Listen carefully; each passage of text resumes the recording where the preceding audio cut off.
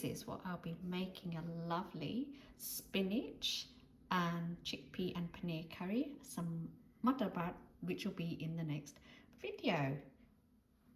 Doesn't that look delicious? I've got some pickled pink onions with that and some carrot pickle as well. We'll start by heating 2 tablespoons of oil. So your preferred oil. I like to use olive oil. Just added chopped up onions, and now the most important thing here is I want to really allow the onions to cook well. So I'm going to allow them to cook for a good 5 to 10 minutes.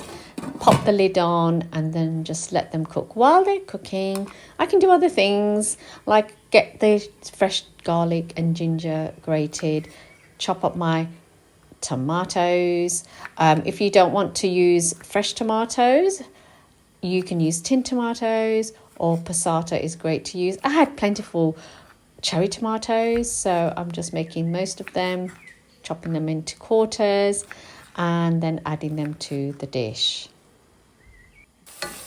Then going back, stirring the onions. They're cooking away, they're getting ready there.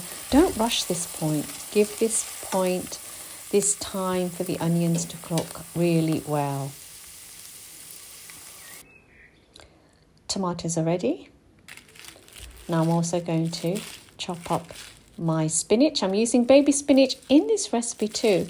You can also use frozen spinach. I always have frozen spinach in the freezer, but today I've got some fresh, so I've washed and finely chopping them. Or if you've got baby spinach, you can throw them in as well. Look at those onions. That's how you want the onions to look. Now I'm going to go in with my fresh garlic and ginger.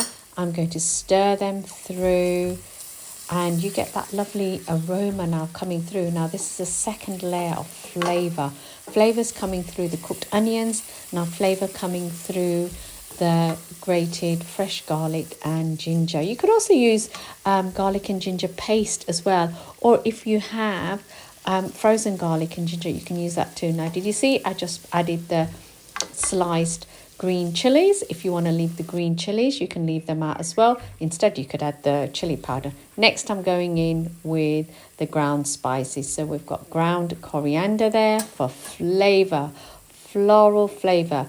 Ground cumin, lovely earthy flavour coming from that. That was half the amount. Now we've got turmeric. That was about a half a teaspoon. Oops, I did a little bit extra there for colour, for the health benefits. And because I had the green chili, then I've only added a quarter teaspoon of red chili and then salt to bring up the flavour of all the spices. Being careful now, making sure the spices do not burn. And so I'm going to constantly keep stirring them. I want to get everything mixed in and thoroughly blended in with the lovely soft onions. Now going in with my tomatoes. If you want to use tin tomatoes, you can do that too, or passata. Mix the tomatoes through, and then I will also be adding some tomato paste to this as well. That adds a little bit more extra richness as well. So my tomatoes now have gone quite nice and jammy, still holding its form. Can you see that? Looks really nice. And there I go in for the extra depth, some tomato paste. If you don't want to add the tomato paste, that's okay. Some people call it paste. Some places it's called puree. It's the one that comes in the little tube. So you can also get the paste in jars too. And now I'm going to add some water for my sauce. So if you've used tin tomatoes, that would have had its own juice in there, so you may not need it. But as I used fresh and tomato paste, I added some water to create a lovely sauce. Now, if you really like it more saucy, you can add more water to that as well.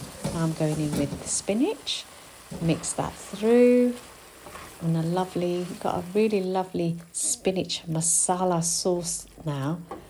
And that's just nicely cooked through. That doesn't take long at all, just a few minutes, and that's it. And again, if you wanted some more sauce, add some more water if you wanted to. I've gone in now with chickpeas. Always love to add the extra bit of protein wherever I can, and chickpeas are always handy to have in cans, or if you have raw chickpeas and you've cooked them in the pressure cooker, I always make extra and then I have some frozen as well. Now I'm adding my paneer, chopped up paneer. Now with paneer as well, you can pre-cook the paneer in the sense of you could just shallow fry them gently to add a little crisp, but I didn't this time. I've just added them all in. I chopped them up, added them into the masala, and now they're going to gently fuse with all those flavours. And the paneer is going to take up all that lovely flavour from all the masalas, and gently pop the lid on and just let it cook. And there you go, look at that. That is delicious. And that is my chickpea and paneer spinach masala. It's really lovely. It's great to have with naan, with rotis, with rice. I'm going to have mine with matar bhat, which we'll see in the next video. Now the last spice goes in garam masala. Garam masala meaning garam. And then we're going to finish off with coriander as well. I had some chives in the garden, so I did that.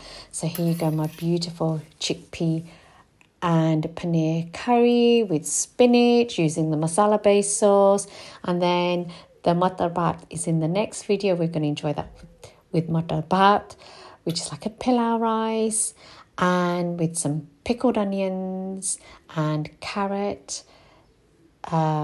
chutney. Yeah, and all of these you can get. Come over and join the Skool community. Link is in the bio, or I've also got my handbook. Head to the link in bio. Really simple recipes using 7 everyday spices. So head to the link in bio, and I look forward to seeing you in my Skool community.